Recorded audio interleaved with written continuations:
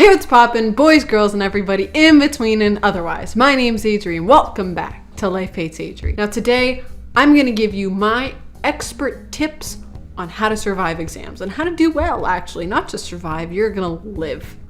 That's the same thing. Oh well.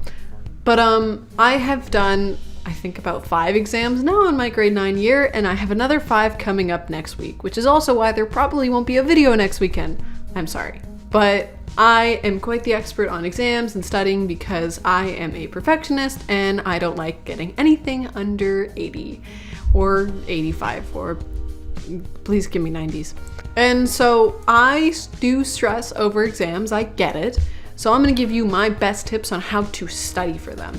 And I know most of my tips are stupid, but these ones actually work, trust me. Let's get right into it. Tip number 1 is to study days before, not just the night of. And everyone's like gonna procrastinate, you know, that's what teenagers do apparently. But my best tip that I can give is to study days in advance. And like in math, I have 6 units, so I'm gonna do 2 units a day. And I'm gonna have 1 day where I look it over all together.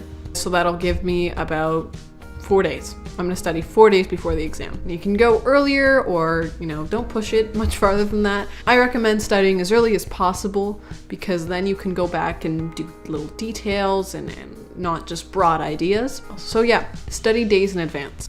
Tip number 2 is to use a variety of learning strategies. Now there's tests online to see what kind of learner you are, but I wouldn't just go based off of that because some people learn best when they hear it or when they see it or when they can do it themselves or when they say it out loud, especially with memorization. So like for subjects like biology or French, you have to know words and terms. For example, I have to learn all, you know, the systems of the body. So like respiratory system, endocrine system.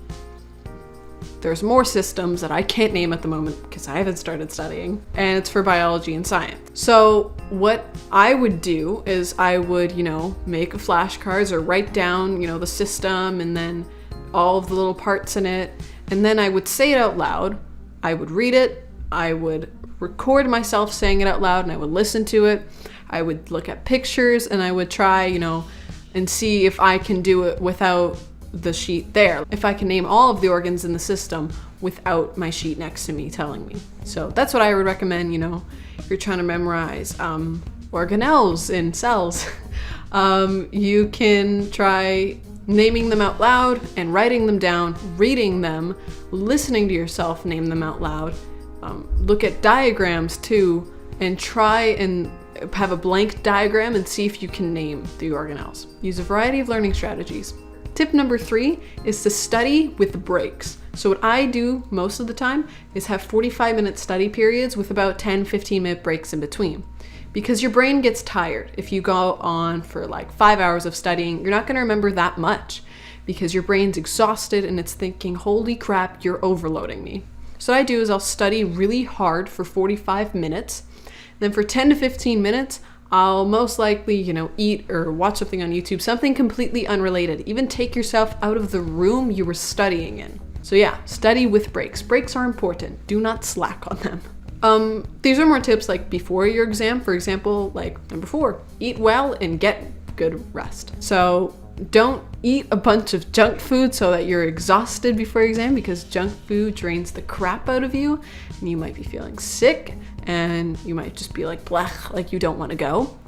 And so get good rest because your brain retains most of its information when it's sleeping. That's when it processes the information. So if you get a good night's sleep, your brain can process the information better. Do better on your exam. You're welcome.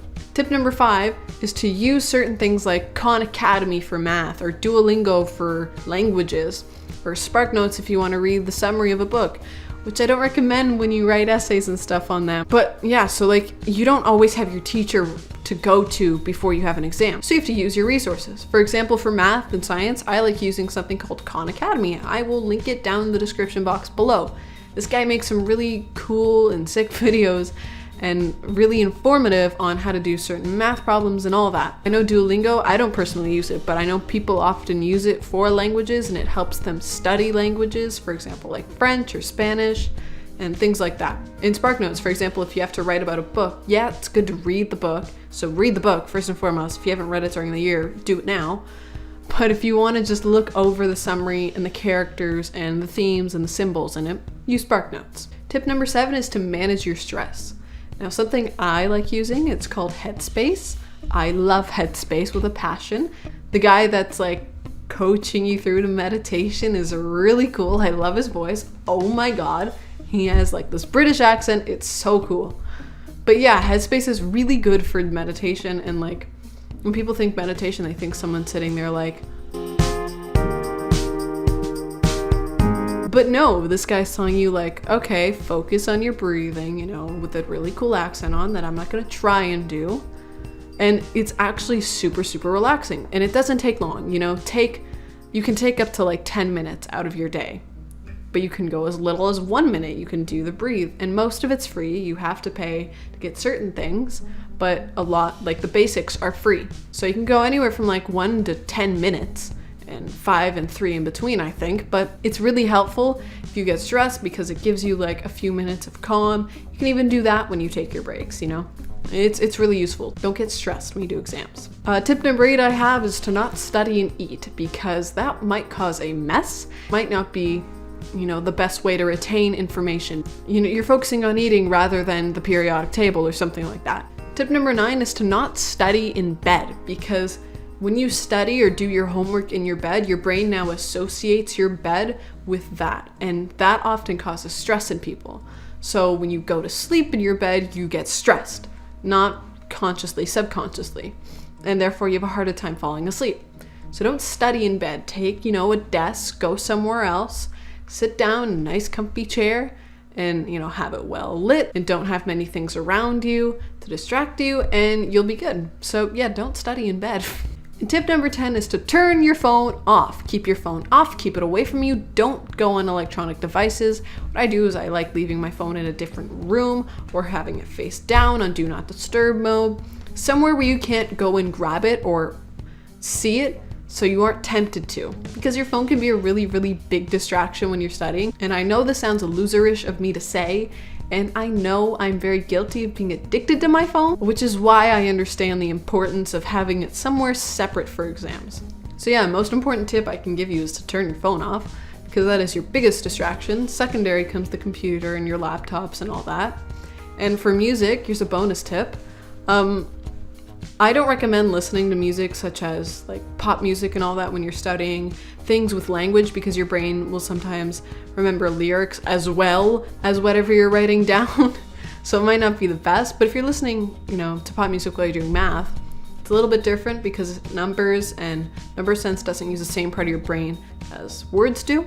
If you do want to listen to music while you're studying anything, you can choose instrumental music, like instrumental pop songs, and preferably songs that you don't know so you aren't tempted to think of the lyrics. Or even classical music. I like listening to classical music when I study. It's a little embarrassing, but you know what? Beethoven gets me through some really hard times, okay? He got me through studying. I'm grateful. But yeah, as I said before, I don't know if there will be a video next week. But yeah, those are all of my exam study tips, and I hope you all do well on your exams that are upcoming. I hope I do well on my exams that are upcoming. I am so scared. I should be studying right now, but no. I'm filming and eventually editing a video, so yeah. But yeah, just remember studying is important, because not only will it help you in that current exam, it'll help you develop good habits in the future for your future work and all that. I hope you follow these tips. I hope you all do well. There may or may not be a video next weekend. I can't really decide because I don't know if I'll have time to edit it or film it, because I have a math exam on the Monday, and boy do I need days to study for that. But yeah, good luck on your exams. Thank you guys so much for watching. Don't forget to like, comment, and subscribe, and I will see you maybe not next week.